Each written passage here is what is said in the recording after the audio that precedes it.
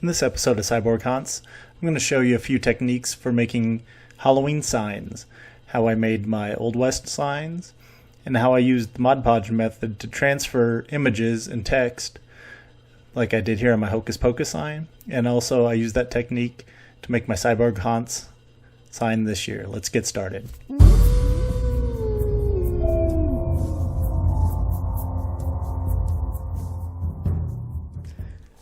So let's start by looking at how I made my Old West signs for the facade 2 years ago.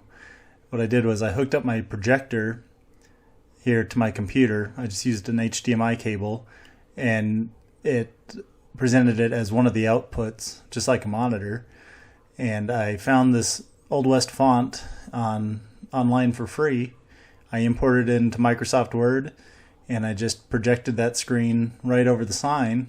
That's a scrap piece of plywood I had, and I just took a pencil and traced around the letters.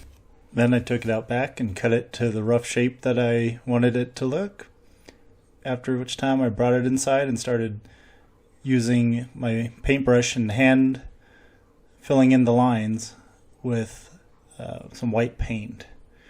The reason I chose to use the white paint is that after I'm done here, I'm going to take some sandpaper and age it a little bit so it looks like it's been worn in the weather.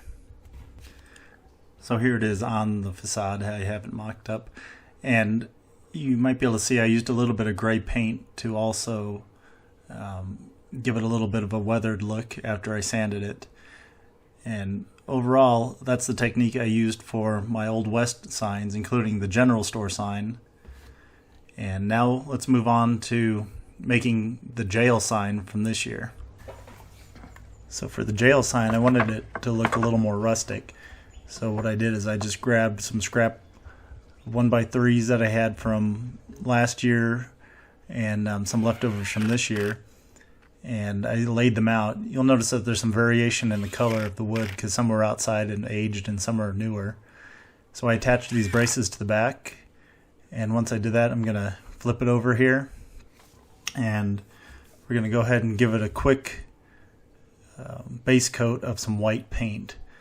I wanted to do this to provide some contrast for the lettering, which I'm going to use some black paint and a natural bristle brush to leave some brush strokes to make it look hand painted. Now, I didn't want this to be as polished as looking as the room sign or the general store sign from the previous year. I wanted this to look a little bit more handmade and rustic looking.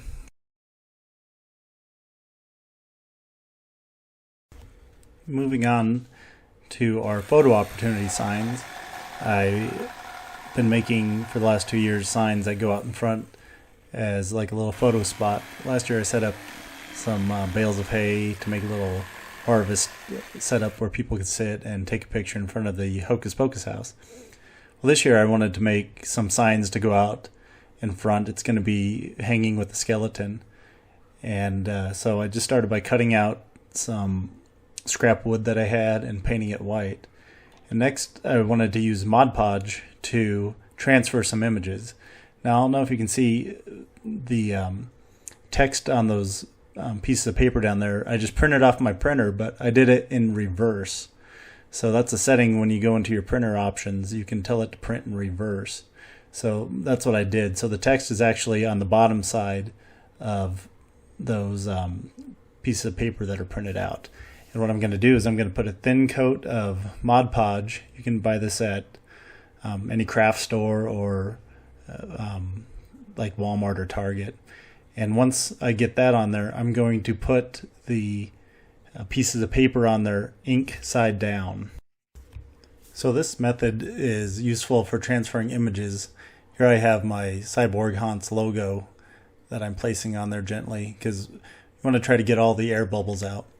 And also this process is good enough to transfer a QR code. It's accurate enough that even after the transfer, a camera is still able to pick up the QR code and recognize it. And that QR code I'm using to direct people to my website, cyborghaunts.com. which is also on the bottom piece of paper here. As you can see here, I had to separate this onto two separate pieces of paper because it wouldn't print out on a single piece. And you can just dry fit all this on here to make sure it's going to fit the way you want it before you commit to putting it on with the Mod Podge. And after I get it all adjusted and straight here, I'm going to make sure I get all the air pockets out, and then I'm going to leave it dry for 24 hours.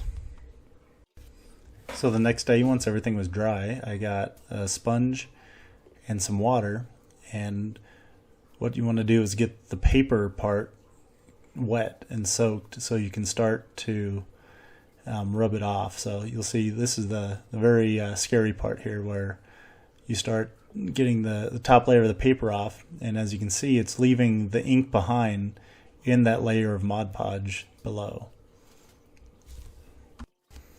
This part does take a little bit of time, so you just got to be patient and keep working the different areas. And here again, I was nervous about the quality of the transfer here for the QR code, but I think it turned out pretty good. And one thing I wasn't too happy with was the cyborg transfer. As you can see, I got in a little rush and I accidentally broke through and took off some of the actual image itself, so it didn't really turn out the way I wanted to. That's okay, because I'm going to take it outside and age it a little bit with some sandpaper. I'm going to be careful just to go around the edges of where my image transfers were, because I really don't want to mess those up. And you'll see here where I'm going through the paint and getting a little bit of wood grain through. And eventually what I'm going to do is remove that cyborg image completely and use a sticker that I had from a previous year instead of that. And I also made a second one, which I'm going to paint the rustic 2022, just like the jail sign.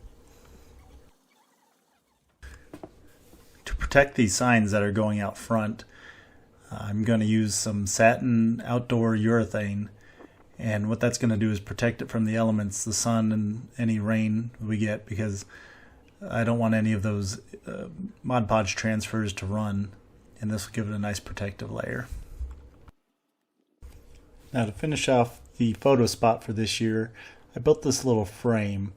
It is going to be used to attach a skeleton to and hang the signs from the side. But first I need to attach some 2x4s to the bottom so this thing's going to stand up. So what I do is I start on one side and I kind of pinwheel out. I just keep flipping the post around and attaching 2x4s. These are about 2 feet long on each side. And then that gives me a good stand. Now next I'm putting this crate here. I'll put a link in the description for another video on how to build that. But once it's all done, this is the finished photo spot. So you can see people here can stand on the right of the skeleton and have its arm around their shoulder, and also get the Cyborg Haunts logo and website and the year in their photo spot. So overall, I think that turned out really well. So I think that's going to do it for this video. Please tell me what you think about my sign making techniques. What did you like? What could I improve? If you like this video, please give it a thumbs up and consider subscribing. Also, please check out my website, cyborghaunts.com, where I have other videos linked, like building the jail facade and my previous builds of the Hocus Pocus house, and my first facade, the Old West General Store and Hotel. Links will be in the description. Please stay tuned for future videos, and have a good Halloween.